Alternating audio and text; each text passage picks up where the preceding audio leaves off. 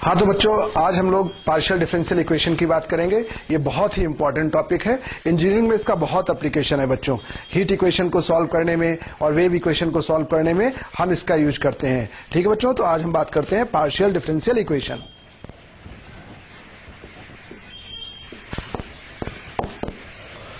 Partial differential equation. बच्चों, यदि हम एक फंक्शन लेते हैं, मान लीजिए z is a function of x y. Z x y का कोई फंक्शन है। जब बच्चों हम ये कहें कि जेड एक्स वाई का कोई फंक्शन है, इसका मतलब ये होता है कि हम जेड को एक्स वाई के टर्म में लिख सकते हैं। फॉर एग्जाम्पल हम ऐसा लिख सकते हैं बच्चों, z is equal to x square plus y square plus x Y.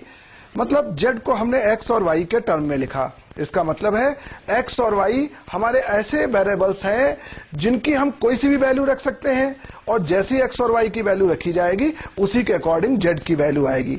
तो ये जो वेरिएबल एक्स और वाई होते हैं, इनकी वैल्यू रखने के लिए हम स्वतंत्र होते हैं, इंडिपेंडेंटली इनकी हम वैल्यू रख सकते हैं। इसलिए ये जो दोनों वेरिएबल हैं, एक्स और वाई वेरिएबल, इनको हम कहते हैं इंडिपेंडेंट वेरिएबल। Independent variable. और बच्चों ये जो जेड है, ये एक्स और वाई पे निर्भर करेगा। जैसे हम एक्स वाई की वैल्यू रखेंगे उसी के अकॉर्डिंग जेड की वैल्यू आएगी। इसलिए जेड बेचारा एक्स और वाई की वैल्यू पर डिपेंड करता है, इसलिए जेड को कहते हैं डिपेंडेंट वेरिएबल।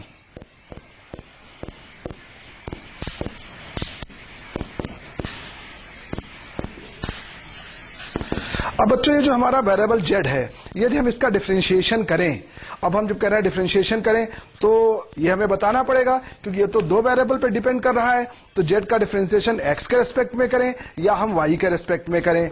तो बच्चों यदि हम जेड को एक्स के रेस्पेक्ट में डिफरेंशिएट करते हैं, वाई को एज अ कांस्टेंट मानते हुए चलते हैं, तो हम कहते हैं कि हमने जेड का पार्शियल डिफरेंशिएशन किया है। और उसको बच्चों हम इस प्रकार से डिनोट करते हैं, हम डिनोट करते हैं del z by del x. Del z by del x का मतलब है जेड का पार्शियल डिफरेंशिएशन एक्स के रेस्पेक्ट में किया गया है, वाई को कांस्टेंट माना गया है।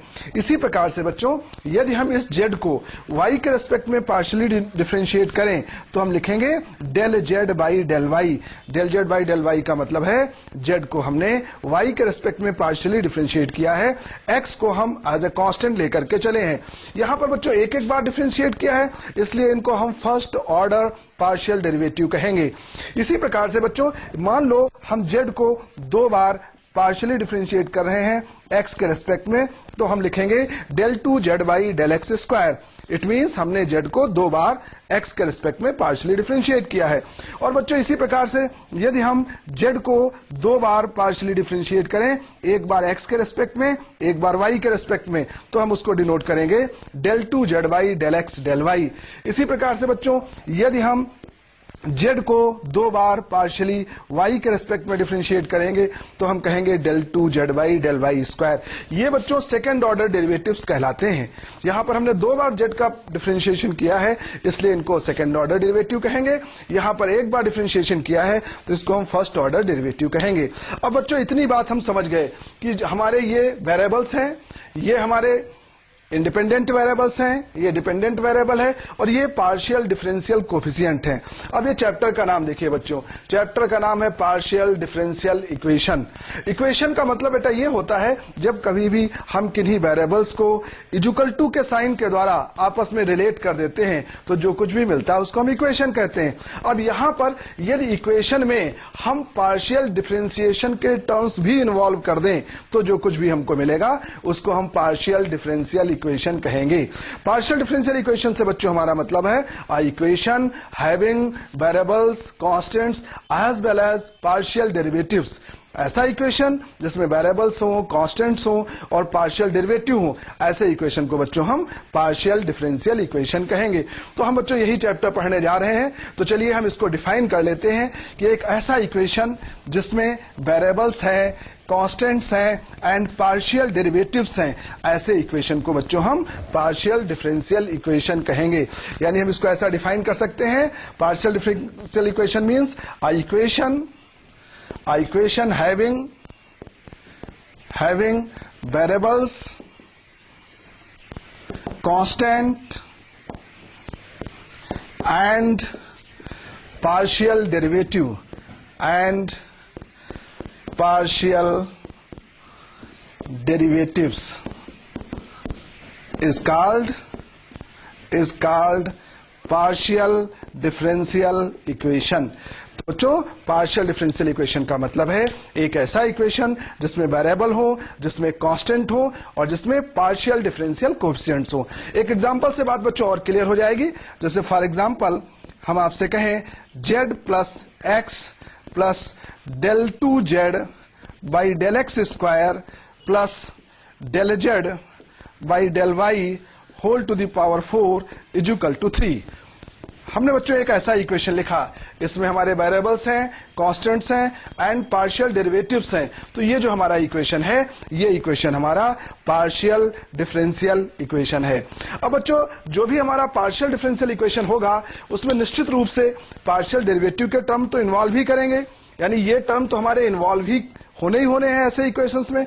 तो बच्चों हम क्या करते हैं, इतना बड़ा del z by del x या del 2z by del x square ये सब लिखने के बजाय इसकी जगह हम स्मॉल सिंबॉलिक लेटर्स लिख देते हैं।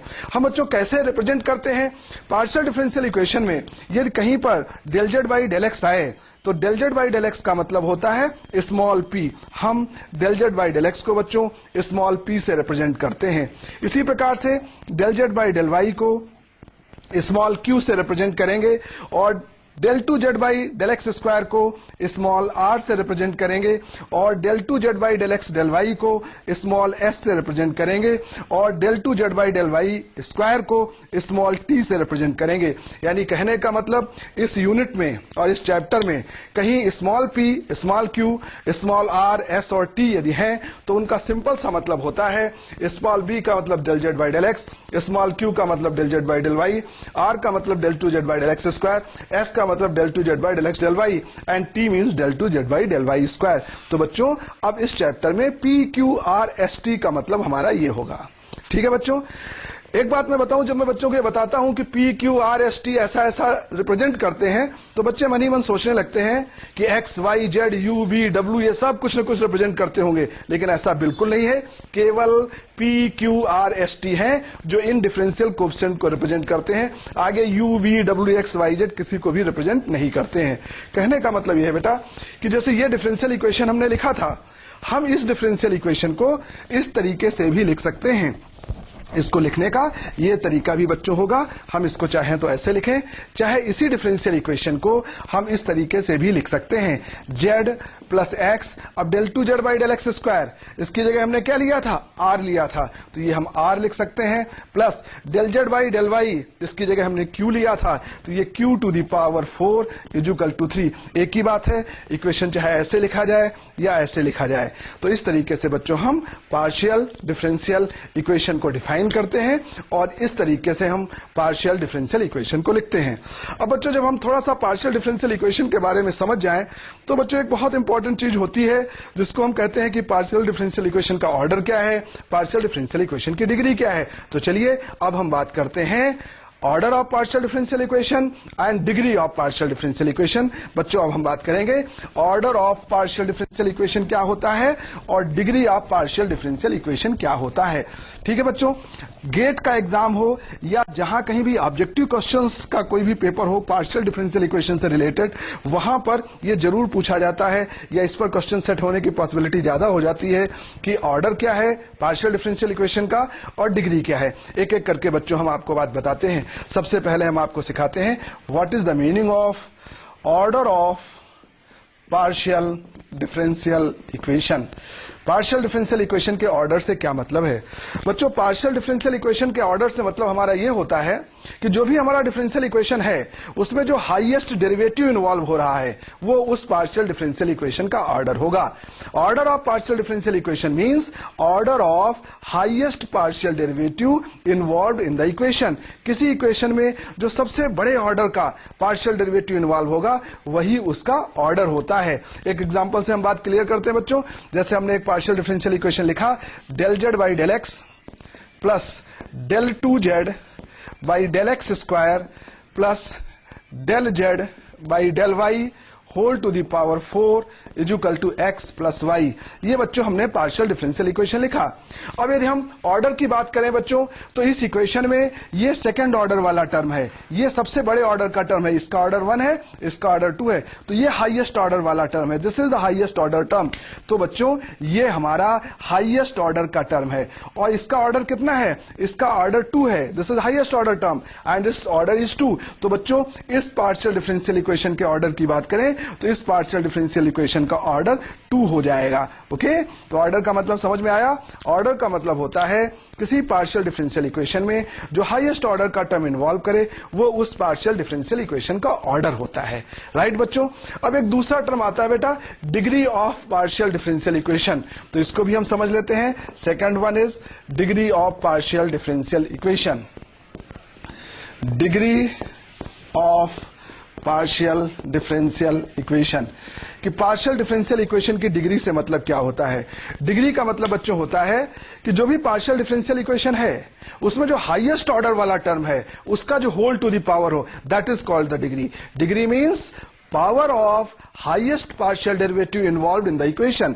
जो सबसे बड़े ऑर्डर का पार्शियल डेरिवेटिव हो उसकी जो होल टू द पावर है, that is the degree. Okay, लेकिन यहां पर एक बात का ध्यान रखना पड़ेगा बच्चों कि जो रेडिकल साइन है वो नहीं होना चाहिए। मतलब अंडर रूट, क्यूब रूट किसी डिफरेंशियल कोएफिशिएंट के साथ नहीं होना चाहिए। और यदि है तो पहले होल स्क्वायर कर लो, होल क्यूब कर लो, उसके बाद में चेक करो। एक एग्जांपल से हम बात क्लियर करते हैं बच्चों। जैसे पहले तो अपन यही देख लें, जैसे हम इसकी डिग्री की बात करें, यही इक्वेशन है, चलिए हम इसकी डिग्री की बात करें तो बच्चों यहां पर हाईएस्ट ऑर्डर का टर्म ये है और इसकी होल टू द पावर 1 है।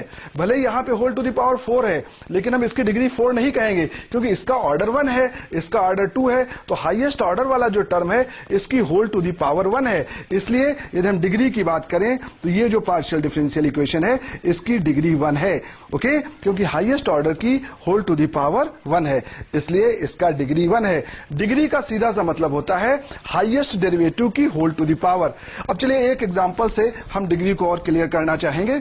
जैसे मान लो हमारा पार्शियल डिफरेंशियल इक्वेशन इस तरीके का है, 1 under root of 1 plus del z by del x is equal to 2 plus del 3z by del x cube whole to the power 2 and del 2z by del y, del 2y, del y square. Okay, तो बच्चों हमारा ये partial differential equation है। हम इसके degree की बात करें तो हाईएस्ट ऑर्डर वाला टर्म तो ये है, इसकी होल टू द पावर 2 है, तो देखने से ऐसा लग रहा है कि इसकी डिग्री 2 होगी। लेकिन बच्चों जैसा कि मैंने बताया कोई अंडर रूट का साइन किसी पार्शियल डेरिवेटिव के साथ में नहीं होना चाहिए। यदि है तो इसका होल स्क्वायर करो, अंडर रूट हटाओ, उसके बाद डिग्री ऑब्जर्व करो। अब होल स्क्वायर करने की जरूरत नहीं है, मन ही मन में कल्पना करो कि यदि आप होल स्क्वायर करते तो क्या होता। करने की बिल्कुल आवश्यकता नहीं है। यदि आप इसका होल स्क्वायर करते तो आप कोर्स ये जो पावर 2 है ये पावर 4 हो जाता। इस तरीके से आप सोच लो, जब हम होल स्क्वायर करते तो ये होल स्क्वायर यहां करने से अंडर रूट हट जाता, इसका पावर 4 आ जाता।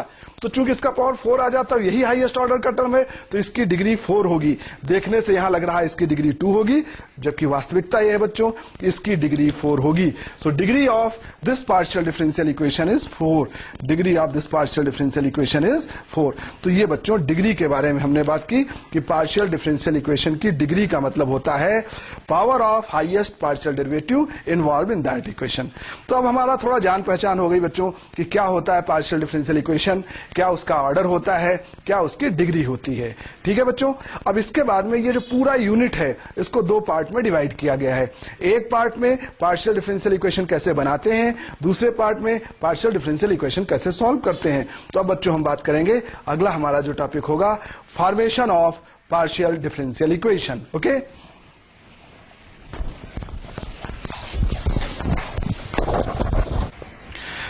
तो बच्चों फॉर्मेशन की हम बात कर रहे थे। Formation of partial differential equation हम पहले देखेंगे, फिर बच्चों हम सोल्यूशन देख लेंगे। फॉर्मेशन में बेटा पूरा फॉर्मेशन को हम दो पार्ट में डिवाइड करेंगे बेटा। तो चलिए देखते हैं formation of partial differential equation.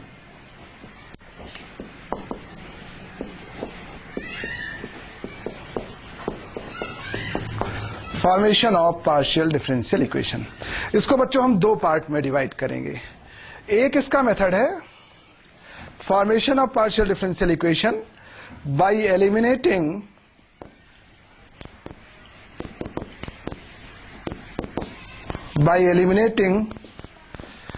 Arbitrary constant. दूसरा मेथड है बच्चों इसका formation of partial differential equation by eliminating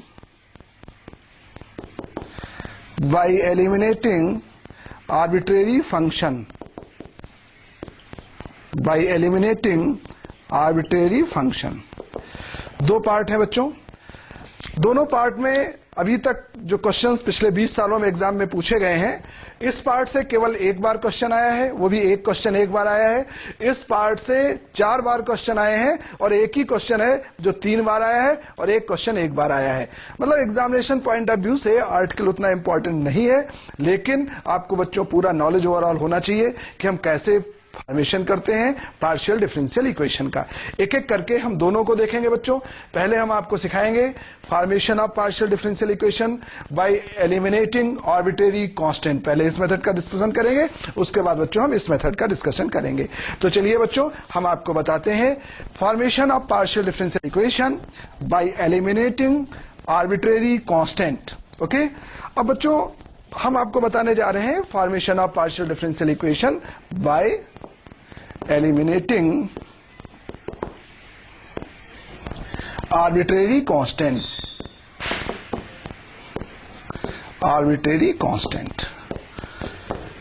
partial differential equation banana arbitrary constant को एलिमिनेट करते हुए। अब बच्चों पहले तो आप हमें यह बताओ यार कि आर्बिट्रेरी कांस्टेंट होता क्या है। बताइए बच्चों क्या होता है आर्बिट्रेरी कांस्टेंट। अच्छा ये बताओ यार कांस्टेंट कितने प्रकार के होते हैं। बताओ भाई कितने प्रकार के कांस्टेंट होते हैं, कोई बताएगा? No one. चलिए ठीक है बच्चों मैं बताता हूं। बेटा कांस्टेंट दो प्रकार के होते हैं, एक होते हैं एब्सोल्यूट कांस्टेंट और एक होते हैं आर्बिट्रेरी कांस्टेंट। एब्सोल्यूट कांस्टेंट पुराने नेताओं जैसे हैं, जैसे जो पुराने नेता होते थे सुभाष चंद्र बोस, पंडित जवाहरलाल नेहरू, एक बार जो बोल दिया सो बोल दिया, एक बार कमिटमेंट कर दिया तो कर दिया, मतलब वो अपनी वैल्यू चेंज नहीं करते थे। ऐसे कांस्टेंट एब्सोल्यूट कांस्टेंट होते हैं जिनकी वैल्यू चेंज नहीं होती है। और बच्चों ये जो आर्बिट्रेरी कांस्टेंट वो कांस्टेंट होते हैं आजकल के नेताओं जैसे, आज कुछ बोल रहे हैं कल कुछ बोलेंगे, आज भाजपा में है तो कुछ बात कर दी, कल कांग्रेस में गए तो उसी को उल्टी बात कर दी। इस टाइप के जो कांस्टेंट होते हैं रहते हैं, बदलते रहते हैं, समय के साथ साथ उनकी बातें, उनकी कथनी करनी सब चेंज होती रहती है। ऐसे जो कांस्टेंट होते हैं उनको हम कहते हैं आर्बिट्रेरी कांस्टेंट। एक एग्जांपल से बात क्लियर होगी बच्चों, जैसे कोऑर्डिनेट ज्योमेट्री में तुमने एक लाइन का इक्वेशन पढ़ा था y = mx + c, और आपने कहा था कि m and c is arbitrary constant. m और c आर्बिट्रेरी कांस्टेंट है, ठीक है ना। लेकिन उसी में आपने उसी चैप्टर में पढ़ा था कि भाई y = 2x + 3, ये भी एक लाइन का इक्वेशन है। यहां पर m की वैल्यू 2 है और c की वैल्यू 3 है। अभी आप कह रहे थे m और c कांस्टेंट हैं, उसी में आपने अगली लाइन में m को 2 वैल्यू दे दी, c को 3 वैल्यू दे दी। यानी m और c ऐसे कांस्टेंट्स हैं बच्चों जो एक लाइन के लिए उनकी एक वैल्यू रहती है और दूसरे लाइन के लिए उनकी वैल्यू परिवर्तित हो जाती है। तो इस टाइप के जो कांस्टेंट होते हैं इनको हम आर्बिट्रेरी कांस्टेंट्स कहते हैं। ओके, अब कांस्टेंट के बारे में बात क्लियर हो गई। There are 2 types of the constant. एक कांस्टेंट एब्सोल्यूट कांस्टेंट जो कभी चेंज नहीं होते हैं, चाहे मैथ्स में हो चाहे फिजिक्स में हो। जैसे पाई की वैल्यू है, कभी चेंज नहीं होगी। जैसे 1 2 3 4 5 ये हमेशा 1 2 3 4 5 की वैल्यू सेम रहेगी। ऐसे कांस्टेंट एब्सोल्यूट कांस्टेंट। और ऐसे कांस्टेंट जिनकी वैल्यू चेंज होती है, जैसे m हो गया, c हो गया, a हो गया, b हो गया, इस टाइप के जो कांस्टेंट होते हैं इनको हम आर्बिट्रेरी कांस्टेंट कहते हैं। ओके, अब ये तो क्लियर हो गया बच्चों कि आर्बिट्रेरी कांस्टेंट क्या होता है। ओके, अब चलिए हम बात करते हैं कि पार्शियल डिफरेंशियल इक्वेशन बनाना आर्बिट्रेरी कांस्टेंट्स को एलिमिनेट करके। अब होता क्या बच्चों, इसका मेथड ये है कि जो भी इक्वेशन आपको दिया जाए आप उसमें देखो कि कितने आर्बिट्रेरी कांस्टेंट्स हैं। यदि इक्वेशन में केवल 2 आर्बिट्रेरी कांस्टेंट हैं, देखो बच्चों हम 2 से शुरू कर रहे हैं, एक आर्बिट्रेरी कांस्टेंट वाला कोई इक्वेशन तुम्हें मिलेगा ही नहीं, क्योंकि जब मैं कहता हूं 2 आर्बिट्रेरी कांस्टेंट होंगे तो कुछ बच्चे सोचने लगते हैं सर 1 से शुरू क्यों नहीं किया, 1 है तो क्या करेंगे, इसलिए मैं क्लियर कर देता हूं। तो बच्चों यदि कोई एक इक्वेशन दिया गया है जिसमें 2 आर्बिट्रेरी कांस्टेंट्स हैं और आपको उसका पार्शियल डिफरेंशियल इक्वेशन बनाना है, तो बच्चों यदि 2 आर्बिट्रेरी कांस्टेंट हैं तो उसको एक बार पार्शियली x के रिस्पेक्ट में डिफरेंशिएट करो, एक बार पार्शियली y के रिस्पेक्ट में डिफरेंशिएट करो और आर्बिट्रेरी कांस्टेंट्स को एलिमिनेट कर दो।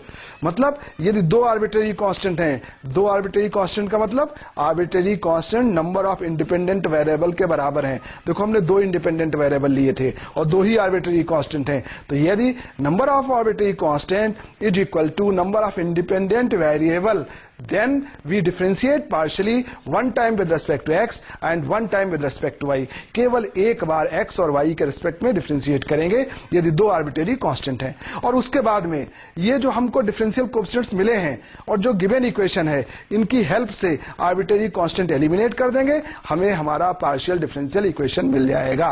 ओके, मतलब बच्चों मैं आपको ये बताना चाहता हूं कि आपने देखा 2 आर्बिट्रेरी कांस्टेंट हैं, एक एक बार पार्शियली डिफरेंशिएट किया और आर्बिट्रेरी कांस्टेंट्स एलिमिनेट किया। लेकिन बच्चों यदि 2 से ज्यादा आर्बिट्रेरी कांस्टेंट हैं तो फिर 1 से ज्यादा बार आपको पार्शियली डिफरेंशिएट करना है और आर्बिट्रेरी कांस्टेंट्स हटाना है। ओके, ठीक है बच्चों, तो मतलब यह हुआ कि हम ऑब्जर्व करते हैं arbitrary constant and then we partially differentiate and finally by elimination of arbitrary constants we get partial differential equation. तो चलिए बच्चों एक एग्जांपल से बात क्लियर करते हैं। जैसे फॉर एग्जांपल हम आपसे कहें find partial differential equation of z is equal to ax plus by। ये हमने एक इक्वेशन लिखा और हम आपसे कहें कि इसका पार्शियल डिफरेंशियल इक्वेशन आप बनाइए। तो आपने बच्चों यहां पर देखा कि यहां पर कितने आर्बिट्रेरी कांस्टेंट है, एक a है एक b है, केवल 2 आर्बिट्रेरी कांस्टेंट हैं। तो आप समझ गए कि भाई 2 आर्बिट्रेरी कांस्टेंट हैं नंबर ऑफ इंडिपेंडेंट वेरिएबल के बराबर, तो एक बार x और एक बार y के रिस्पेक्ट में पार्शियली डिफरेंशिएट करना है और ये कांस्टेंट हटा देने हैं। तो इसको सॉल्व करने का तरीका क्या होगा, इसको हम एक बार x के रिस्पेक्ट में पार्शियली डिफरेंशिएट करेंगे। Okay, differentiating partially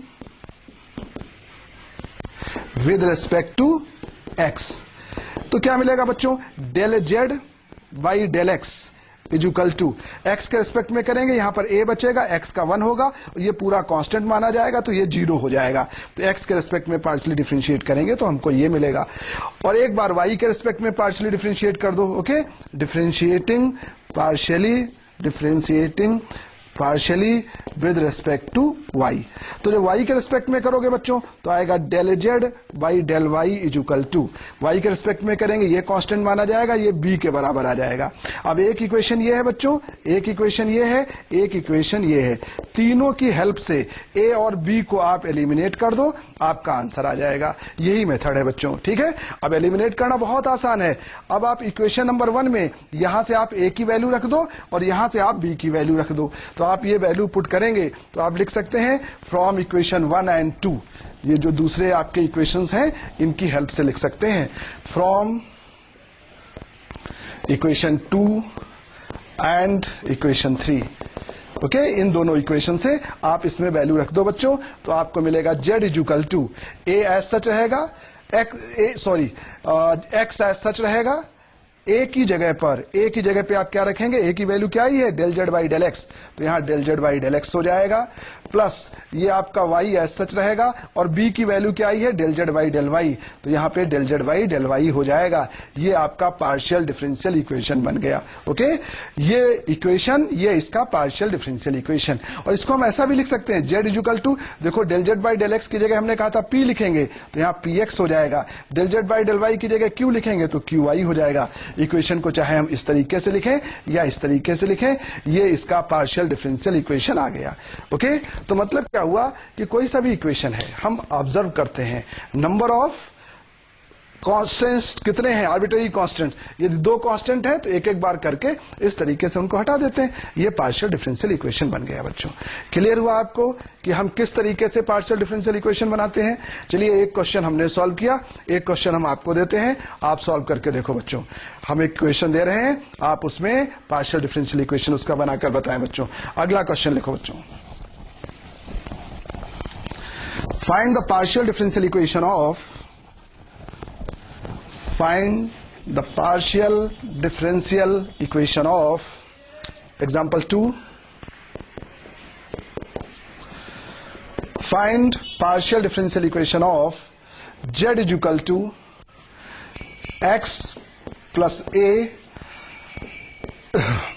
into y plus b। ये हमने एक इक्वेशन दिया, हमने कहा बच्चों आप इसका पार्शियल डिफरेंशियल इक्वेशन बनाइए। आपने देखा बेटा यहां पर भी दो आर्बिट्रेरी कांस्टेंट हैं, एक ए है एक बी है, तो अपन को क्या करना है, क्योंकि दो ही आर्बिट्रेरी कांस्टेंट्स हैं, तो एक बार x के रिस्पेक्ट में एक बार y के रिस्पेक्ट में पार्शियली डिफरेंशिएट करना है और कांस्टेंट्स एलिमिनेट करने हैं। तो देखो बच्चों हम इसको सॉल्व करने के लिए एक बार x के रिस्पेक्ट में पार्शियली डिफरेंशिएट करेंगे, del z by del x निकालेंगे। जब बच्चों x के रिस्पेक्ट में करोगे तो ये पूरा मल्टीप्लाई होगा x के साथ में, तो x का कोएफिशिएंट होगा y प्लस बी, तो यहाँ पे y प्लस बी बचेगा और ये 0 हो जाएगा। ओके, जो x का कोएफिशिएंट होगा वही बचेगा, x 1 हो जाएगा। इसी प्रकार से जब आप इसको y के रिस्पेक्ट में पार्शियली डिफरेंशिएट करेंगे तो del z by del y, y का कोएफिशिएंट x प्लस a होगा, तो यहां पे हमें क्या मिलेगा, x प्लस a। देखो y के साथ में x प्लस a आएगा, y का 1 हो जाएगा, इसके साथ का जो कोएफिशिएंट है वो आपको मिलेगा जब आप इसको y के रिस्पेक्ट में पार्शियली डिफरेंशिएट करेंगे। तो ये हमने एक बार x और एक बार y के रिस्पेक्ट में पार्शियली डिफरेंशिएट किया। अब एक इक्वेशन बच्चों ये हो गया, एक इक्वेशन हमारा ये हो गया, एक इक्वेशन ये हो गया। तीनों की मदद से हम a और b हटा दें, तो चलिए अब हम a और b हटा देते हैं from equation 2 and 3, from equation 2 and 3। इन दोनों इक्वेशन की हेल्प से हमने क्या किया बच्चों, देखो यहां पर हमने लिखा z is equal to x plus a की जगह हम क्या लिख सकते हैं, del z by del y, तो यहां पे del z by del y कर दिया, इनटू y प्लस बी की जगह क्या लिख सकते हैं, del z by del x, तो यहां पे del z by del x कर दिया। ये इसका पार्शियल डिफरेंशियल इक्वेशन बन गया। ओके, हमने लिखा z इज इक्वल टू, हम चाहें तो इसको क्या लिख सकते हैं, q लिख सकते हैं, इसको p लिख सकते हैं, ऐसा भी लिख सकते हैं। तो ये हमारा इसका पार्शियल डिफरेंशियल इक्वेशन बन गया। ओके, तो सिंपल सी बात है कि हम वेरिएबल्स देखें, कॉन्स्टेंट्स देखें, दो कॉन्स्टेंट हैं, एक एक बार करें और आंसर निकाल लें। अब एग्जाम में बेटा ज्यादातर बुक्स में भी सिर्फ दो ही आर्बिट्रेरी कांस्टेंट्स वाले क्वेश्चन हैं, तीन वाले मिलते ही नहीं हैं, ठीक है ना। लेकिन फिर भी हम आपको एक क्वेश्चन ऐसा भी बता देते हैं जिसमें दो के बजाय तीन आपके आर्बिट्रेरी कांस्टेंट हैं, जिसमें एक से ज्यादा बार आपको पार्शियली डिफरेंशिएट करना पड़ेगा, ठीक है ना। तो एक क्वेश्चन हम आपको ऐसा भी बता देते हैं, राइट। तो अगला क्वेश्चन देखते हैं बच्चों। Next question, find the partial differential equation of, हम आपसे कह रहे हैं कि भाई एक ऐसा पार्शियल डिफरेंशियल इक्वेशन बनाइए, find the partial differential equation of z, find the partial differential equation of x square upon a square plus y square upon b square plus z square upon c square is equal to 1। हम आपसे कहें, हम आपको ये question दे दें, हम आपसे कहें इसका पार्शियल डिफरेंशियल इक्वेशन बनाइए। अब आप बच्चों यहां पर देखो a, b और c, यहां पे कितने आर्बिट्रेरी कांस्टेंट्स हैं, तीन आर्बिट्रेरी कांस्टेंट्स हैं। तो आपको क्या करना पड़ेगा, तीन आर्बिट्रेरी कांस्टेंट्स हैं तो एक से ज्यादा बार पार्शियली डिफरेंशिएट करना पड़ेगा और आर्बिट्रेरी कांस्टेंट्स को हटाना पड़ेगा। ओके, तो इसको करने के लिए हम एक से ज्यादा बार पार्शियली डिफरेंशिएट करेंगे, तो इसका सोल्यूशन बच्चों हम इस तरीके से लिखेंगे।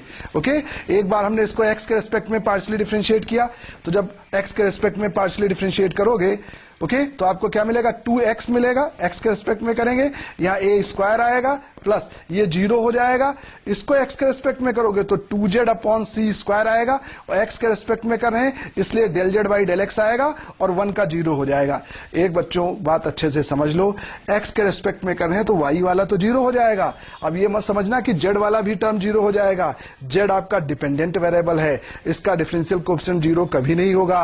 जब z को x के रिस्पेक्ट में करेंगे तो z स्क्वायर का 2z आएगा, और चूंकि x के रिस्पेक्ट में कर रहे हैं इसलिए del z by del x आएगा। ये बच्चों हमने इसको एक बार x के रिस्पेक्ट में पार्शियली डिफरेंशिएट कर लिया। गया। अब यहां हमें एक से ज्यादा बार करना है, तो चलिए एक बार और हमने इसको एक्स के रिस्पेक्ट में पार्शियली डिफरेंशिएट कर दिया, तो इसको यदि हम एक बार और एक्स के रिस्पेक्ट में पार्शियली डिफरेंशिएट करेंगे तो ये 2/a² आएगा, है ना, 2/a² आएगा।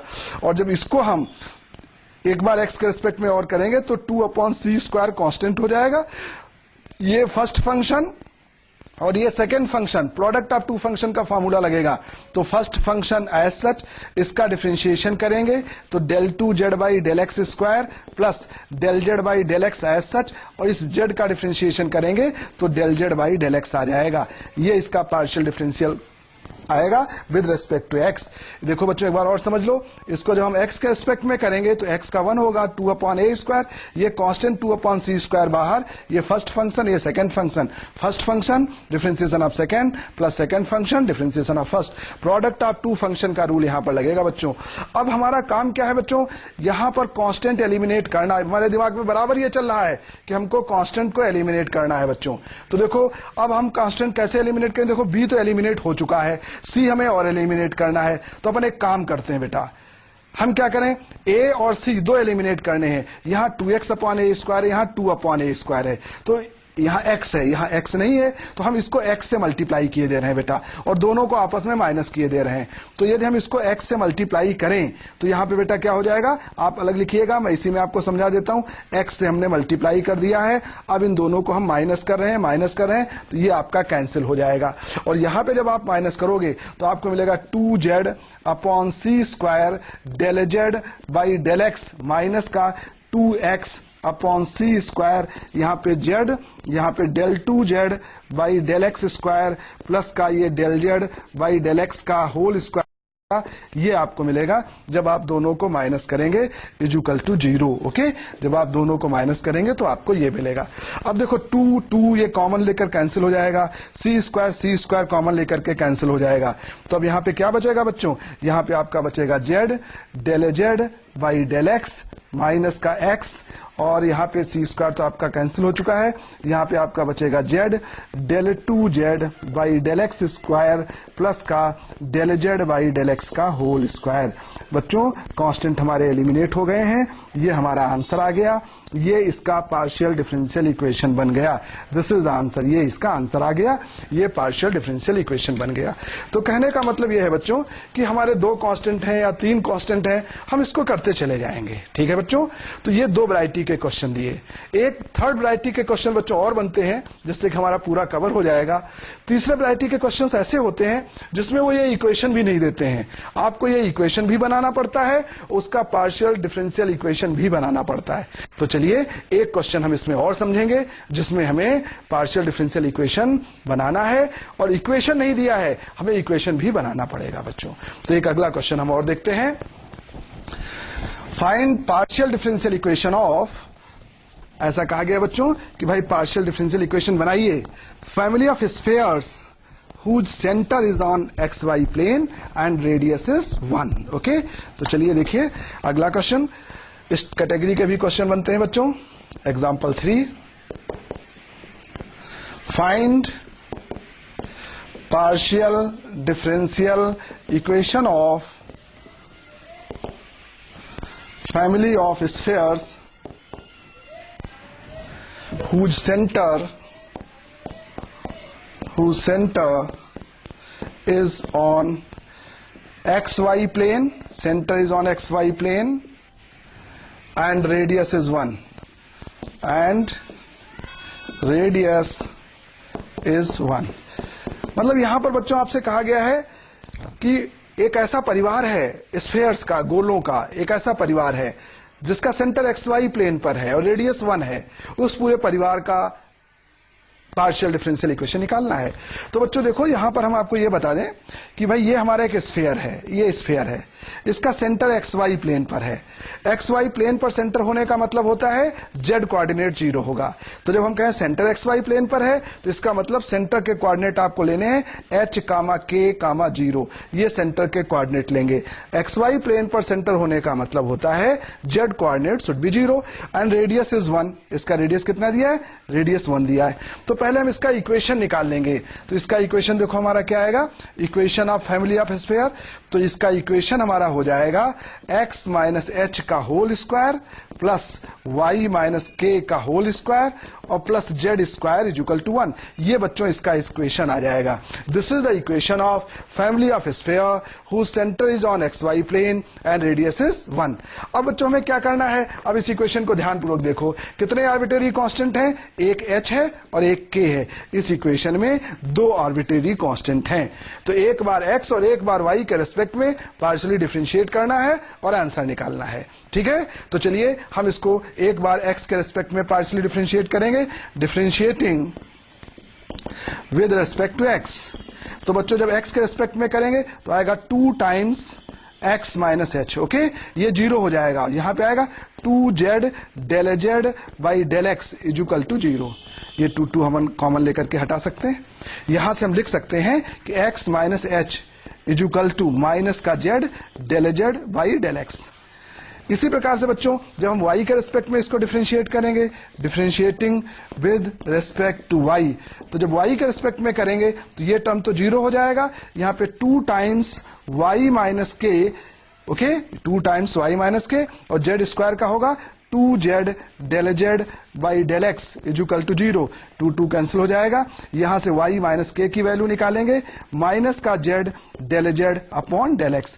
अब बच्चों हमारा एम क्या है, हमारा एम है h और k को एलिमिनेट करना। आर्बिट्रेरी कांस्टेंट्स h और k हैं, तो हमको h और k को एलिमिनेट करना है। तो आप एक काम करो कि यहां पर इस इक्वेशन में x माइनस एच की आप ये वैल्यू रख दो और y माइनस के की आप ये वैल्यू रख दो। तो आप लिख सकते हैं, यहां से देखें x माइनस एच की वैल्यू रख दें, यहां से इसमें y माइनस के की वैल्यू रख दें, तो फाइनली हमें मिलेगा ये इक्वेशन हम ऐसा लिख सकते हैं, x माइनस एच की जगह पर minus z del z by del x का whole square, okay, plus y minus k की जगह पर minus z del z by del y का होल स्क्वायर, ओके, और प्लस का ये जेड स्क्वायर प्लस का 1 इज इक्वल टू 1। अब ये सॉल्व करके आ जाएगा z square del z by del x का whole square plus z square del z by del y का whole square plus z square is equal to 1। ये बच्चों हमारा आंसर आ गया। ये फैमिली ऑफ स्फीयर का पार्शियल डिफरेंशियल इक्वेशन बन गया। इसको हम ऐसे भी लिख सकते हैं बेटा, ये जेड स्क्वायर, आपको याद होगा del z by del x को हम किससे डिनोट करते थे, पी से, तो यहाँ पे पी लिख दो, और del z square del z by del y को हम क्यू से डिनोट करते थे, okay, plus z square is equal to 1। चाहो तो यहां से जेड स्क्वायर कॉमन ले लो, तो यदि हम यहां से जेड स्क्वायर कॉमन ले लेते हैं तो लिख सकते हैं p square plus q square plus 1 is equal to 1। ये हमारा फाइनल आंसर हो गया। तो अब तो आपको बच्चों पूरा आइडिया हो गया होगा कि हम किस तरीके से पार्शियल डिफरेंशियल इक्वेशन बनाते हैं बाय एलिमिनेटिंग आर्बिट्रेरी कांस्टेंट। जैसा कि हमने आपसे कहा था, दो मेथड हैं। एक मेथड है आर्बिट्रेरी कांस्टेंट्स को एलिमिनेट करके पार्शियल डिफरेंशियल इक्वेशन बनाना, एक मेथड है आर्बिट्रेरी फंक्शन। तो इस पर तो बच्चों एक ही क्वेश्चन आपका आया है अभी तक, ये वाला क्वेश्चन जो मैंने बताया, ये वाला क्वेश्चन एग्जाम में पूछा गया है, ज्यादा इस पर पूछा नहीं जाता है, इसलिए हम इसके ज्यादा एग्जाम्पल्स नहीं करेंगे। हम नेक्स्ट टॉपिक देखेंगे, अगला टॉपिक देखेंगे formation of partial differential equation bye elimination of arbitrary function. Okay बच्चों,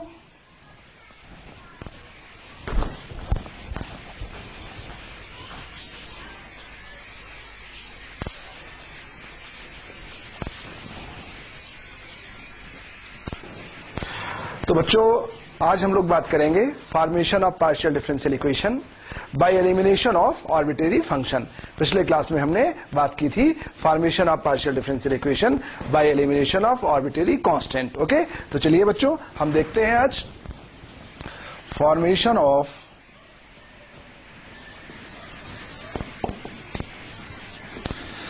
partial differential equation bye eliminating arbitrary function by eliminating arbitrary function। इसमें बच्चों क्या होता है कि जो भी इक्वेशन हमें दिया जाए, हम ये देख लेते हैं कि उसमें कितने आर्बिट्रेरी फंक्शन हैं, और इसका बिल्कुल सीधा कॉन्सेप्ट है बेटा।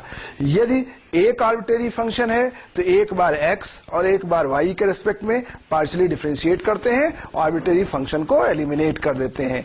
लेकिन बच्चों यदि दो आर्बिट्रेरी फंक्शन है तो हम 2 बार x और 2 बार y के रेस्पेक्ट में पार्शियली डिफरेंशिएट करेंगे और आर्बिट्रेरी फंक्शंस को एलिमिनेट करेंगे। कहने का मतलब ये है बेटा, जितने आर्बिट्रेरी फंक्शन उतनी बार partial differentiation, and then we eliminate arbitrary function by given equation and partial differential coefficient so obtained। तो बच्चों इसका सीधा सा कॉन्सेप्ट है कि जितने आर्बिट्रेरी फंक्शन हो उतनी बार हमें डिफरेंशिएट करना है और आर्बिट्रेरी फंक्शन को एलिमिनेट करना है। फॉर एग्जांपल बच्चों एक क्वेश्चन से हम बात क्लियर करते हैं। जैसे हम आपसे कहें find partial differential equation of function of x plus iy plus function of x minus iy z equal to function of x plus iy plus function of x minus iy। ये कोई partial differential equation लिखा हुआ है। अब बच्चों यहां पर हम देख रहे हैं कि कितने आर्बिट्रेरी फंक्शन है। एक आर्बिट्रेरी फंक्शन f है और एक आर्बिट्रेरी फंक्शन फाई है। यहां पर बच्चों 2 आर्बिट्रेरी फंक्शन है, और ये क्वेश्चन 2006 और 2003 2 बार एग्जाम में पूछा गया है। इनफैक्ट इस चैप्टर से ये क्वेश्चन और एक और क्वेश्चन है, केवल 2 ही क्वेश्चन बच्चों पूछे गए हैं।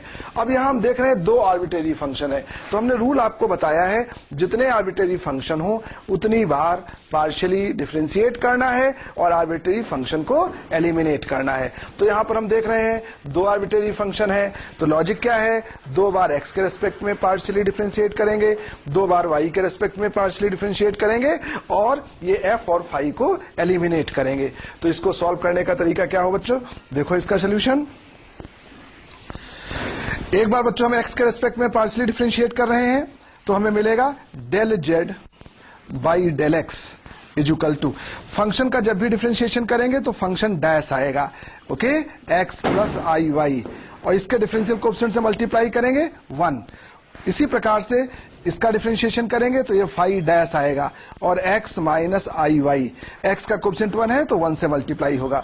ये एक बार पार्शियली हमने डिफरेंशिएट कर दिया। हमेशा ध्यान रखना, फंक्शन को एक बार डिफरेंशिएट करते हैं तो f डैश आता है, फंक्शन को 2 बार करते हैं तो f डबल डैश आता है, ओके। इसी प्रकार से एक बार इसको हम और x के रिस्पेक्ट में पार्शियली डिफरेंशिएट कर देते हैं तो हमें मिलेगा del 2z by del x square, ये हो जाएगा f double dash x plus i y और plus phi double dash x minus i y, okay.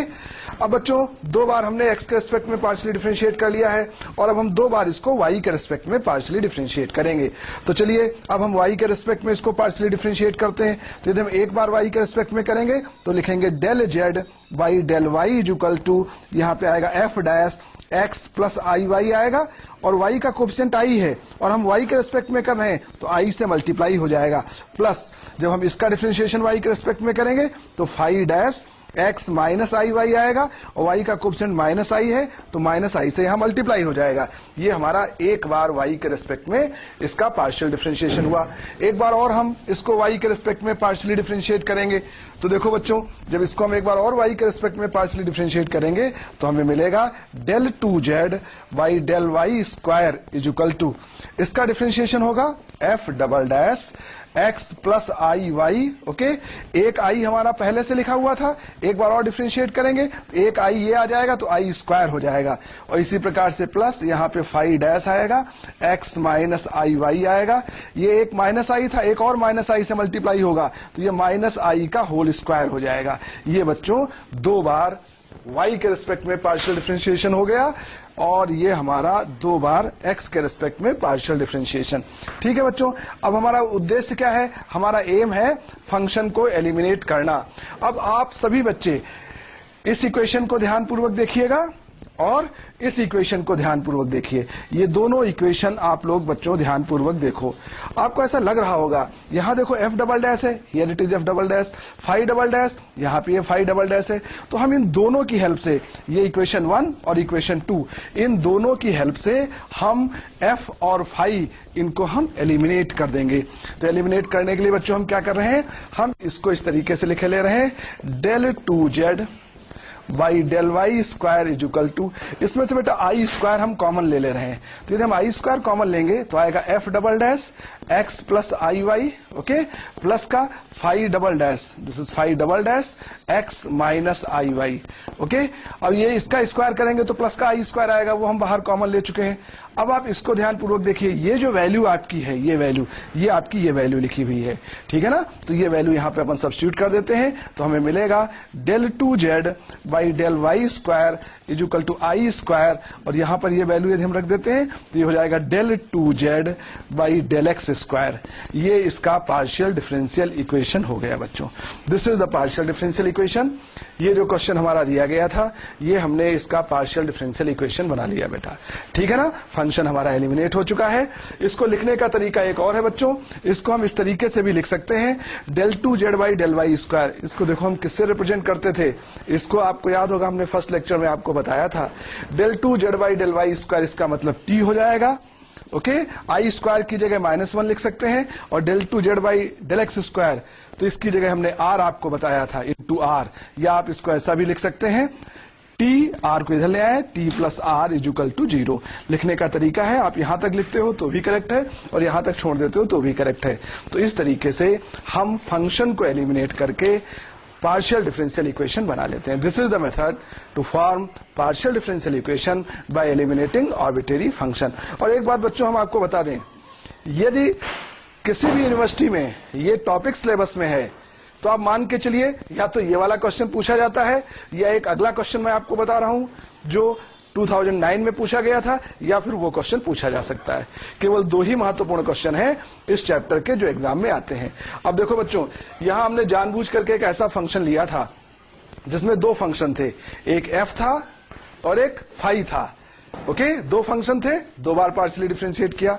अब बच्चों हम आपको एक ऐसा क्वेश्चन भी करवा देते हैं जिसमें एक फंक्शन हो और आपको एक ही बार उसको पार्शियली डिफरेंशिएट करना पड़ेगा, एक्स के रिस्पेक्ट में और एक बार वाई के रिस्पेक्ट में, और फंक्शन को एलिमिनेट करना पड़ेगा। तो अगला एक क्वेश्चन लिखिए बच्चों जिसमें एक फंक्शन है, ओके। और ये जो अगला क्वेश्चन हम देने जा रहे हैं, ये आरजीपीबी में 2009 में एग्जाम में पूछा गया था बच्चों।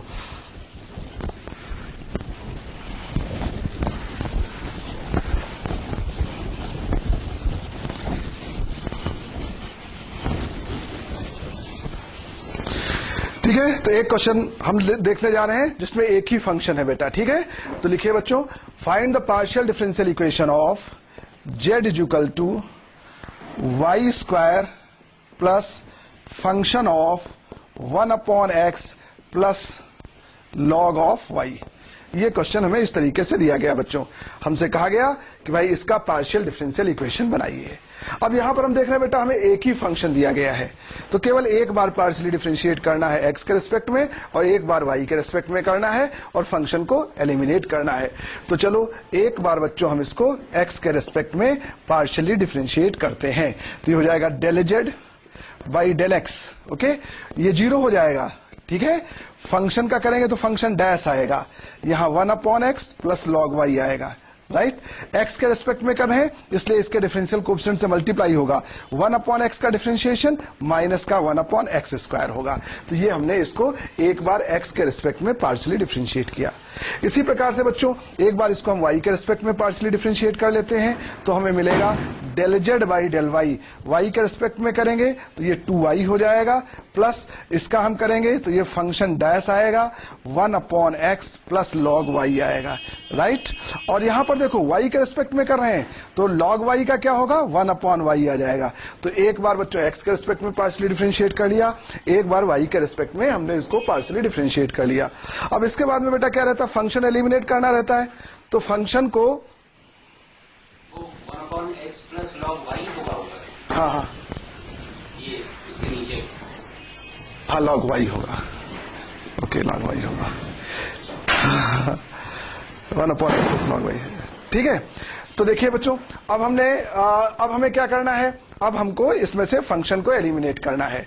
तो फंक्शन को एलिमिनेट करने का तरीका देखिए बेटा, इसका तरीका बड़ा आसान होता है कि यहां पर हमारे पास दो इक्वेशन हो जाती है, एक इक्वेशन ये हो जाता है और एक इक्वेशन ये हो जाता है।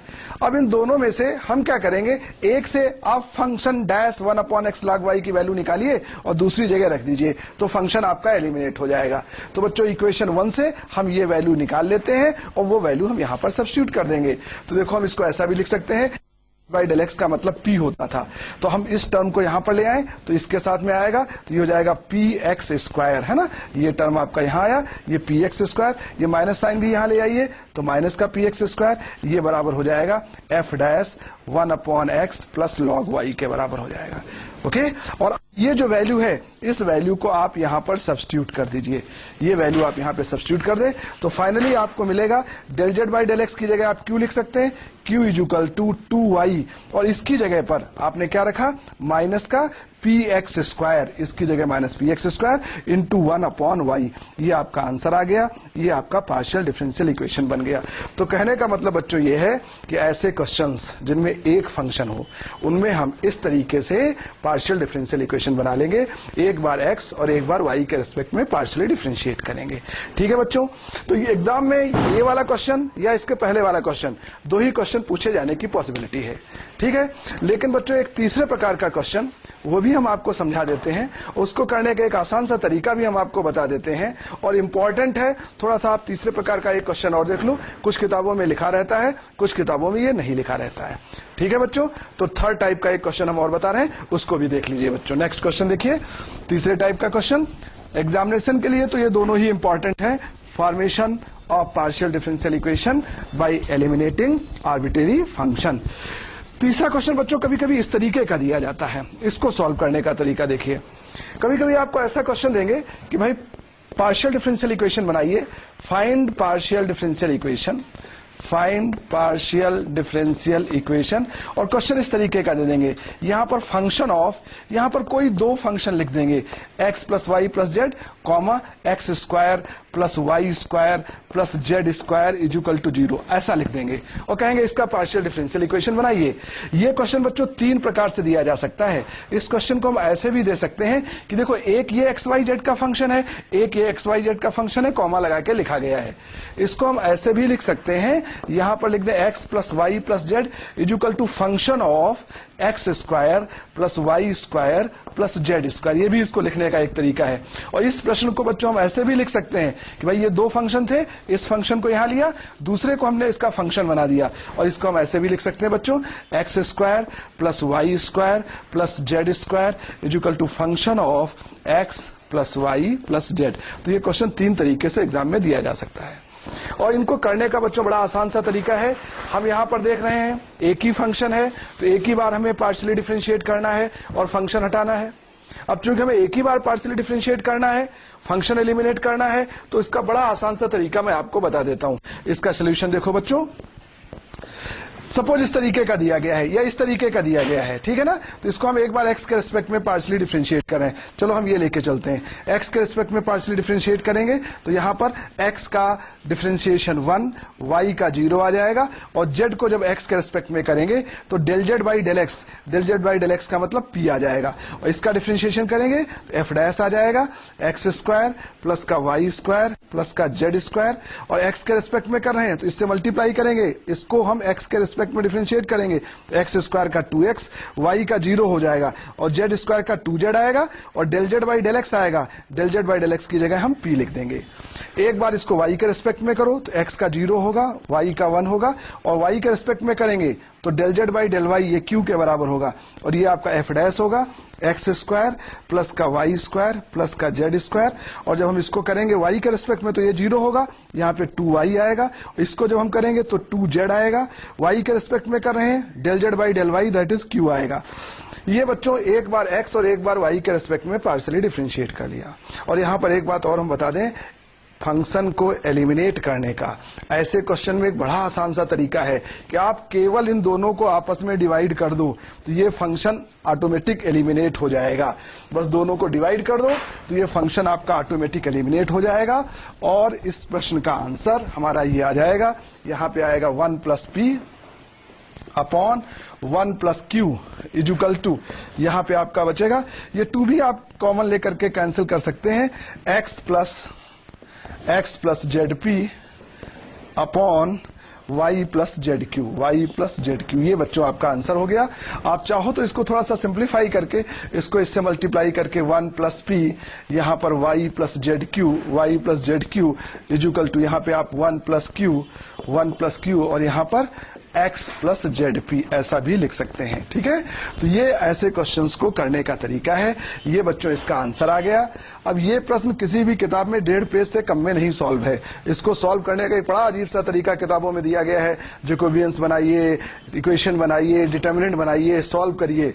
हमने इसका बड़ा आसान सा तरीका बच्चों बता दिया है, किसी भी बुक में आपको नहीं मिलेगा। चाहे आप DC अग्रवाल, HK दास, BS ग्रेवाल इंजीनियरिंग की कोई सी भी बुक देखें, उसमें इसको करने का बड़ा लेंथी तरीका दिया गया, but this is the shortest method and very easiest method, इस तरीके से कर सकते हैं। तो ये बच्चों हमारी बात हुई formation of partial differential equation by eliminating arbitrary function.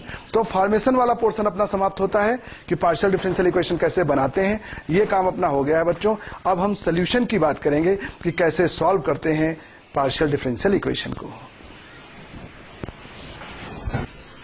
हाँ तो बच्चों, आज हम लोग बात करते हैं solution of partial differential equation, कैसे हम सॉल्व करेंगे पार्शियल डिफरेंशियल इक्वेशन को, हम बच्चों इसकी बात करते हैं। Okay, solution of partial differential equation. Solution of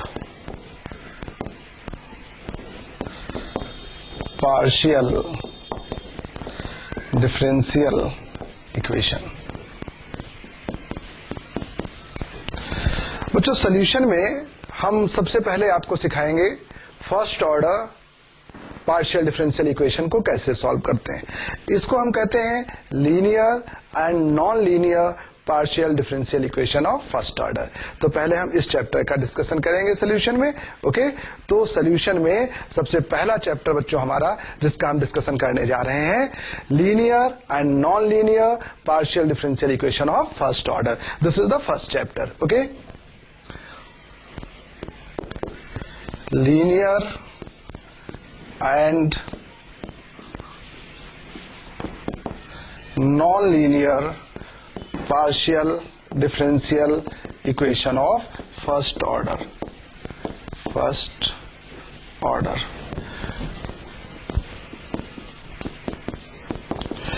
बच्चों first order partial differential equation, जैसा कि चैप्टर का नाम है फर्स्ट ऑर्डर।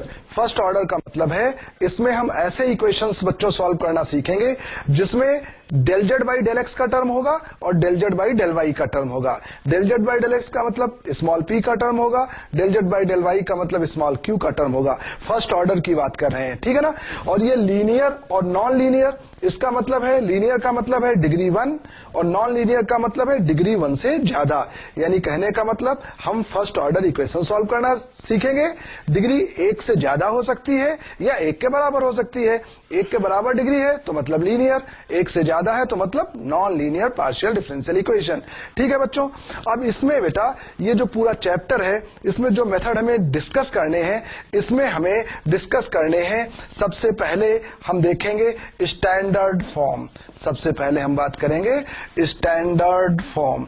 बच्चों स्टैंडर्ड फॉर्म का मतलब ये होता है कि कुछ ऐसे इक्वेशन होते हैं जो इक्वेशन स्टैंडर्ड फॉर्म के होते हैं, मतलब जिनको सॉल्व करने का एक अलग सा तरीका है।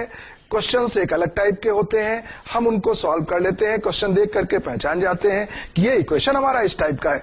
अब एक बात बताओ यार, इक्वेशन तो बहुत सारे होंगे, मेथड भी 4 मेथड है स्पेशली जो हम डिस्कस करेंगे। अब आसान तरीका क्या है, तो कुछ ऐसे स्टैंडर्ड फॉर्म निकाले गए जिसमें यदि इक्वेशंस हैं तो बड़ी आसानी से सॉल्व हो जाते हैं। बेसिकली 4 प्रकार के स्टैंडर्ड फॉर्म है जो हम आपको बताएंगे। Standard form 1, standard form 2, standard form 3 and standard form 4। अब बच्चों ये जो 4 प्रकार के स्टैंडर्ड फॉर्म हैं, इनमें से एक तो स्टैंडर्ड फॉर्म में क्वेश्चन कैसे सॉल्व करेंगे ये है, और दूसरा कुछ ऐसे क्वेश्चन है जिनको हम स्टैंडर्ड फॉर्म में रिड्यूस करके सॉल्व करते हैं। तो पहले हम बेसिक की बात करेंगे। पहले हम स्टैंडर्ड फॉर्म आपको सिखाने जा रहे हैं, और सबसे पहले हम डिस्कस करने जा रहे हैं बेटा स्टैंडर्ड फॉर्म 1 का डिस्कस करने जा रहे हैं। स्टैंडर्ड फॉर्म 1 के question, there are 4 standard form. तो सबसे पहले हम आपको सिखाने जा रहे हैं स्टैंडर्ड फॉर्म 1 के क्वेश्चन। स्टैंडर्ड फॉर्म 1 के बच्चों ऐसे क्वेश्चन होते हैं जिनमें P का टर्म होता है और Q का टर्म होता है। ओके, ऐसे क्वेश्चन, इस टाइप के क्वेश्चन को हम स्टैंडर्ड फॉर्म 1 के क्वेश्चन कहते हैं। मतलब ये ऐसे प्रश्न होंगे बच्चों जिसमें x, y, z का टर्म नहीं रहेगा। ओके, यानी हम यहां पे लिख सकते हैं ऐसे question which do not have terms of x, y, z। मतलब ऐसे इक्वेशन बच्चों हम यहां पे सॉल्व करेंगे जिसमें PQ का टर्म होगा और x, y, z का टर्म नहीं होगा। P का मतलब del z by del x, Q का मतलब del z by del y। अब PQ के टर्म तो होंगे ही होंगे, नहीं तो डिफरेंशियल इक्वेशन ही नहीं बनेगा। ओके, मतलब बेसिकली इस चैप्टर में बात की जाए तो P का टर्म होता है, Q का टर्म होता है, x, y और z के टर्म्स होते हैं। ठीक है ना बेटा? तो ये इक्वेशन कैसा होगा? ये ऐसा इक्वेशन होगा जिसमें केवल P का टर्म होगा, Q का टर्म होगा, x, y, z का टर्म नहीं होगा। ठीक है ना? अब बच्चों इसको सॉल्व करने का तरीका क्या होता है, मेथड क्या है, किस तरीके से ऐसे इक्वेशन सॉल्व किए जाते हैं, इसको सॉल्व करने का तरीका क्या है। बच्चों ऐसे क्वेश्चंस को सॉल्व करने के लिए, इसको सॉल्व करने का तरीका ये होता है बेटा कि सबसे पहला काम हम ये करते हैं कि हम पहचानते हैं क्वेश्चन में केवल P और Q का टर्म है। हम बड़े खुश हो जाते हैं, यार ये तो स्टैंडर्ड फॉर्म 1 का क्वेश्चन है, देख के ही समझ में आ गया, राइट। अब बच्चों हम क्या करते हैं, हम लिखते हैं मेथड में कि भाई इसका कंप्लीट सोल्यूशन होगा, ऐसा लिखते हैं। हर क्वेश्चन में हम ये लिखेंगे कि इट्स कंप्लीट सोल्यूशन इज, हम लिखेंगे इसका कंप्लीट सोल्यूशन होगा z equal to ax plus b y plus c. हमेशा बच्चों आपको ऐसा लिखना है कि इसका complete solution z equal to ax plus b y plus c होगा। यहां पर बच्चों ये कांस्टेंट्स हैं। ओके, ये जो कांस्टेंट a और b हैं, इनमें वही रिलेशन होगा जो क्वेश्चन में p और q में रिलेशन है। मतलब हम ऐसा लिख सकते हैं कि यहां पर ये जो कांस्टेंट a और जो कांस्टेंट b है, इनमें वही रिलेशन है जो p और q में रिलेशन है। यानी p की जगह a रख दो और Q की जगह B रख दो। तो PQ जो क्वेश्चन में PQ दिया है, PQ की जगह क्वेश्चन में A और B रख दो, तो ये कांस्टेंट A और B में रिलेशन मिल जाएगा। अब बच्चों क्या करते हैं, हम ऐसा रिलेशन लिखने के बाद यहां से हम B की वैल्यू निकाल लेते हैं। यहां से हम B की वैल्यू निकाल लेते हैं। मान लो यहां से B की वैल्यू आ गई फंक्शन ऑफ A के टर्म में B की वैल्यू आ गई। और अब ये जो B की वैल्यू है इसको हम यहां पे रख देते हैं बेटा। ओके, अब ये B की वैल्यू हम यहां पे रख देंगे on putting value of B। ये जो B की वैल्यू निकालेंगे उसको हम यहां रख देंगे on putting value of B इन 1। ये मान लो हमारा इक्वेशन 1 है, इसमें हम B की वैल्यू रख देंगे। तो ये वैल्यू यदि हम यहां पे रखेंगे तो देखो हमें क्या मिलेगा, z equal to ax, B की जगह पर function of A into y plus c. यही हमारा कंप्लीट सोल्यूशन हो जाएगा। This is our answer. ये ऐसे क्वेश्चन का कंप्लीट सोल्यूशन हो जाएगा। यानी कहने का मतलब ये हुआ बच्चों कि कितना आसान है, न कहीं कोई इंटीग्रेशन, न कहीं कोई डिफरेंशिएशन। आप सोच रहे होंगे यार बी वाली मैथ इतनी भी आसान है, तभी तो स्टैंडर्ड फॉर्म है। स्टैंडर्ड फॉर्म का मतलब यही है कि कुछ आसान से क्वेश्चंस अपन आराम से ढूंढ लें, उनको सॉल्व करने का एक अच्छा सा तरीका सीख लें। तो सबकी समझ में आया बेटा, स्टैंडर्ड फॉर्म 1 में क्या होता है, ऐसे क्वेश्चंस होंगे जिसमें केवल P और Q का टर्म होगा, x, y, z का टर्म नहीं होगा। पहली चीज आप पहचान गए, क्वेश्चन स्टैंडर्ड फॉर्म 1 का है और आप खुश हो गए, भाई स्टैंडर्ड फॉर्म 1 का क्वेश्चन है। सॉल्व करने में बच्चों हर क्वेश्चन के लिए बड़ा आसान सा टेक्निक मैं आपको बता रहा हूं। आप प्रत्येक क्वेश्चन में लिखोगे इसका कंप्लीट इंटीग्रल है z equal to ax plus b y plus c. A और B में वही रिलेशन है बेटा जो क्वेश्चन में P और Q में रिलेशन है। यानी क्वेश्चन में P और Q की जगह A और B हम रख देंगे, राइट। फिर हम B की वैल्यू निकाल लेंगे A के टर्म में और वो वैल्यू हम यहां पर सब्स्टिट्यूट कर देंगे, हमारा आंसर आ जाएगा।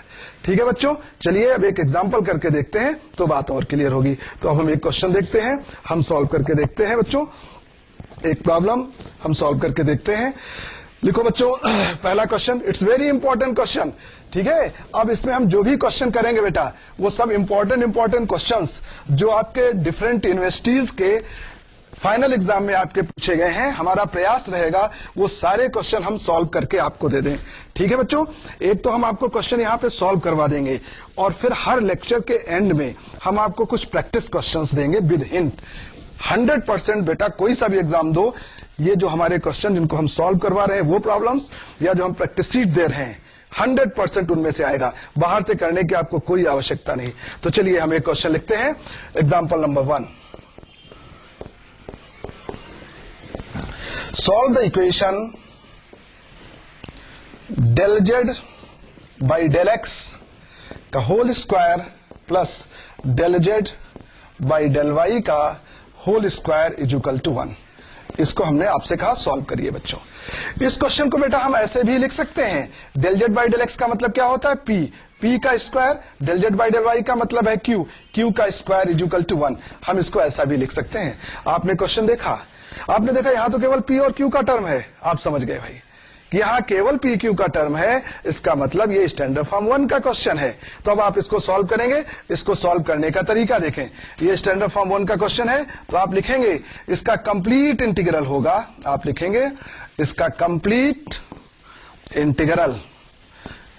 इंटीग्रल इज, आप लिखेंगे z is equal to ax plus by plus c equation 1, right. अब जैसा कि मैंने बताया था a और b में बच्चों वही रिलेशन होगा जो p और q में रिलेशन होता है। तो आप लिखेंगे यहां पर जो क्वेश्चन दिया है उस क्वेश्चन में p की जगह बेटा a रख दो और क्वेश्चन में q की जगह b रख दो इज इक्वल टू 1। अब यहां से b की वैल्यू निकाल लो तो यहां पे हमें मिलेगा b square is equal to 1 minus a square को इधर ले गए साइन माइनस हो जाएगा, यानी b इज इक्वल टू आएगा plus minus under root of 1 minus a square. अब ये b की वैल्यू इक्वेशन 1 में रख दो, ऑन पुटिंग इन 1, ये जो b की वैल्यू आई है इसे आप इक्वेशन 1 में रख दें। तो ये b की वैल्यू बच्चों आपको बस यहां रख देना है, तो आपका आंसर आ जाएगा we get z is equal to ax plus minus b की जगह under root of 1 minus a square, ये b की जगह इंटू y प्लस c। ये आपका बच्चों कंप्लीट आंसर हो गया। This is the complete integral, ये इस प्रश्न का आंसर आ गया। ओके तो ऐसे क्वेश्चन बच्चों जिसमें केवल p और q का टर्म हो हम पहचान जाएंगे बेटा ये हमारा स्टैंडर्ड फॉर्म 1 का क्वेश्चन है। सिंपल सा तरीका, हमने देखा स्टैंडर्ड फॉर्म 1 का क्वेश्चन है, फटाक से हमने लिख दिया इसका कंप्लीट इंटीग्रल होगा z is equal to ax plus by plus c। Okay फिर क्वेश्चन में जहां p q है वहां a और b रख दो, b की वैल्यू a के टर्म में निकाल लो, जो आपने कंप्लीट इंटीग्रल एज्यूम किया है वहां पर v की वैल्यू रख दो, you will get 100% correct answer बच्चों। अब चलिए एक क्वेश्चन हमने किया है, एक क्वेश्चन हम आपको देते हैं, आप सॉल्व करके देखें बच्चों। नेक्स्ट क्वेश्चन एग्जांपल नंबर 2, दूसरा क्वेश्चन आपके लिए बेटा। Solve the equation example 2, del z by del x into del z by del y is equal to 1। This is the problem. इसको सॉल्व करने के लिए बच्चों मैंने आपसे कहा, ठीक है जी, del z by del x into del z by del y is equal to 1। आपने बच्चों यहां पर del z by del x की जगह पर आप इस प्रश्न को ऐसे भी लिख सकते हैं, इस प्रश्न को हम ऐसे भी लिख सकते हैं, del z by del x की जगह p, del z by del y की जगह q इज इक्वल टू 1, ऐसे भी लिख सकते हैं। ओके आपने क्वेश्चन देखा बेटा, यहां केवल p और q का टर्म है, x y z के टर्म्स नहीं है, तो आप समझ गए ये स्टैंडर्ड फॉर्म 1 का प्रॉब्लम है। ठीक है, हमने आपसे सॉल्व करने के लिए कहा था, चलो आप बाद में कर लेना यार, मैं सॉल्व कर देता हूं, टाइम कम है, आप तो बाद में कर लेना, प्रैक्टिस शीट जो मैं दूं वो आप करना। तो देखो यहां पर केवल p और q का टर्म है, तो हम समझ गए कि भैया ये स्टैंडर्ड फॉर्म 1 का क्वेश्चन है। तो बच्चों हम इसका सोल्यूशन लिखेंगे, हम लिखेंगे इट्स कंप्लीट इंटीग्रल इज, हम लिखेंगे it's complete integral is, its complete integral is z is equal to ax plus by plus C. Okay, अब बच्चों यहां पर ये कांस्टेंट ए और बी में वही रिलेशन होगा जो पी और क्यू में रिलेशन है। तो पी और क्यू में जो रिलेशन यहां पे दिया गया है, इसमें पी की जगह आप ए रख दो, क्यू की जगह बी रख दो, इजुकल टू 1। यहां से आप बी की वैल्यू निकाल लो, बी इजुकल टू 1 अपॉन ए, और ये बी की वैल्यू आप यहां पे सब्स्टिट्यूट कर दो ऑन पुटिंग इन इक्वेशन 1। ये जो वैल्यू आपकी आ जाए इसको आप इक्वेशन 1 में रख दो। तो चलिए इसको इक्वेशन 1 में रख देते हैं। तो देखो हमें क्या मिलेगा, we get here z equal to a x, b की जगह 1 upon a into y plus c. तो ये हमारा इसका आंसर आ गया। This is complete integral. ये इसका कंप्लीट इंटीग्रल हो गया बच्चों। अब आप सोच रहे होंगे तो बहुत ही आसान है, यहां ना इंटीग्रेशन है ना डिफरेंशिएशन है, सिंपल सा सोल्यूशन कर रहे हैं। तो बच्चों वास्तव में ये बहुत आसान है। ठीक है जी, तो ये हमारा स्टैंडर्ड फॉर्म 1 हुआ। अब इसके हम ज्यादा क्वेश्चन नहीं करेंगे क्योंकि ये बहुत ही आसान है। अब हम बच्चों आपको सिखाएंगे स्टैंडर्ड फॉर्म 2। ओके, अब हम बात करेंगे जो दूसरा स्टैंडर्ड फॉर्म है। हमारे 4 स्टैंडर्ड फॉर्म है, एक एक करके हम सबको देखेंगे। Now we discuss about standard form 2। दूसरा स्टैंडर्ड फॉर्म की बात करेंगे। जैसा कि बच्चों हमने आपको बताया कि क्या होता है कि क्वेश्चन देख करके आपको पहचानना है कि किस स्टैंडर्ड फॉर्म का क्वेश्चन है। तो चलिए बच्चों अब हम बात करते हैं स्टैंडर्ड फॉर्म 2।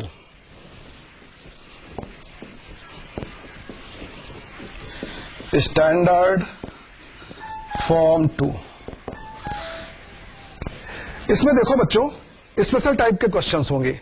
जैसा कि अभी हमने स्टैंडर्ड फॉर्म 1 में आपको सिखाया था कि स्टैंडर्ड फॉर्म 1 में क्या होता था बेटा, स्टैंडर्ड फॉर्म 1 में आप देखते थे केवल पी और क्यू के टर्म है। बिल्कुल इसी प्रकार से बेटा स्टैंडर्ड फॉर्म 2 में ऐसे क्वेश्चन रहेंगे। यदि कहीं इस टाइप का क्वेश्चन लिखा हुआ आपको मिल जाए कि z equal to p x plus q y plus function of p q, इस टाइप का कोई क्वेश्चन आपको लिखा हुआ मिल जाए जहां पे स्मॉल पी का मतलब वही del z by del x है और स्मॉल क्यू का मतलब del z by del y है। तो कहीं पे इस टाइप का क्वेश्चन है z equal to p x plus q y plus function of p q, तो आप समझ जाओ स्टैंडर्ड फॉर्म 2 का क्वेश्चन है। एक एग्जाम्पल से बात बच्चों क्लियर हो जाएगी। जैसे हम एक एग्जाम्पल लिख रहे हैं, हम आपसे कहें हम ऐसा इक्वेशन दे दें, हम कहें z equal to p x plus q y plus under root of p square plus q square. तो बच्चों आप क्वेश्चन देख करके समझ जाएंगे कि भाई यहाँ पे z equal to p x plus q y है और ये कोई फंक्शन है पी क्यू का, कुछ भी लिखा हो पी क्यू के टर्म में, this is the function of p q. तो हम समझ जाएंगे ये हमारा स्टैंडर्ड फॉर्म 2 का क्वेश्चन है। ओके, हम ऐसा क्वेश्चन दे दें बच्चों, एक और एग्जांपल हम आपको समझाते हैं।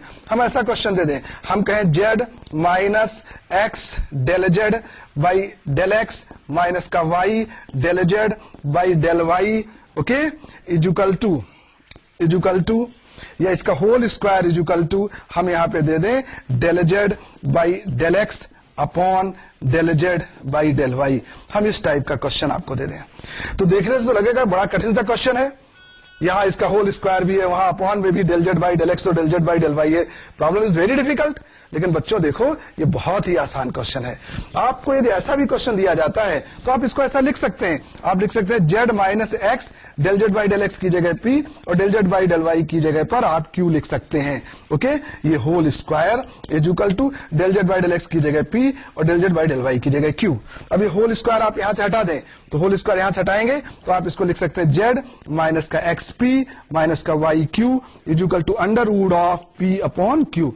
अब इस टर्म को आप इधर ले जाएं तो यदि हम इस टर्म को इधर ले जाते हैं तो ये देखो हमारा बच्चों क्या बनेगा, z equal to p x plus q y और ये टर्म हमारे दोनों इधर आ गए और plus under root of p upon Q.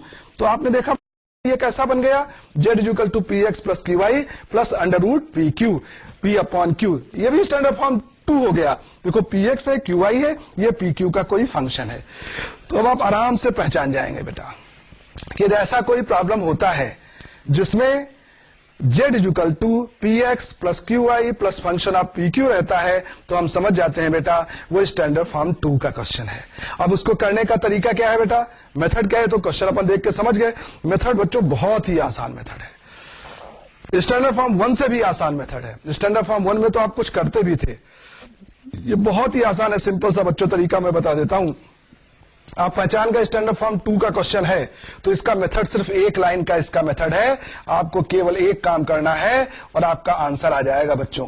इसका मेथड सिंपल सा ये है कि जहां बेटा P लिखा है वहां आप A लिख दीजिए, जहां Q लिखा है वहां आप B लिख दीजिए, आपका फाइनल आंसर आ जाएगा। कुछ नहीं करना, ना इंटीग्रेशन ना डिफरेंशिएशन, डायरेक्ट आंसर।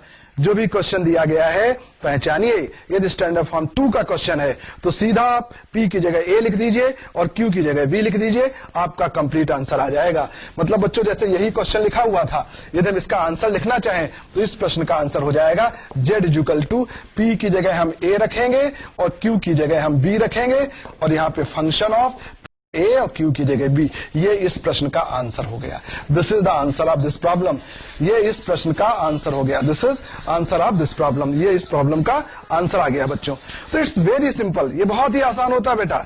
ठीक है, आप सोच रहे होंगे मजाक चल रहा है या मैथमेटिक्स पढ़ाया जा रहा है, तो बच्चों वास्तव में इतना ही आसान है। तो आप करो एग्जाम में आता ही नहीं है बेटा, 7 नंबर का क्वेश्चन आता है।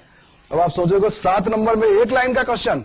मैं आपको पेपर बताऊंगा, क्वेश्चन बताऊंगा आगे चलकर कि ये क्वेश्चन इस यूनिवर्सिटी में 7 मार्क्स का पूछा गया है। और एक बात बता दूं, जहां कहीं भी ऑब्जेक्टिव क्वेश्चंस पूछे जाते हैं, जैसे गेट की बात कर लो, आप आईईएस की बात कर लो, ऑब्जेक्टिव क्वेश्चन के लिए बहुत ही इंपॉर्टेंट कॉन्सेप्ट है बेटा। ये जरूर आता है ऑब्जेक्टिव क्वेश्चन जहां पर भी होते हैं।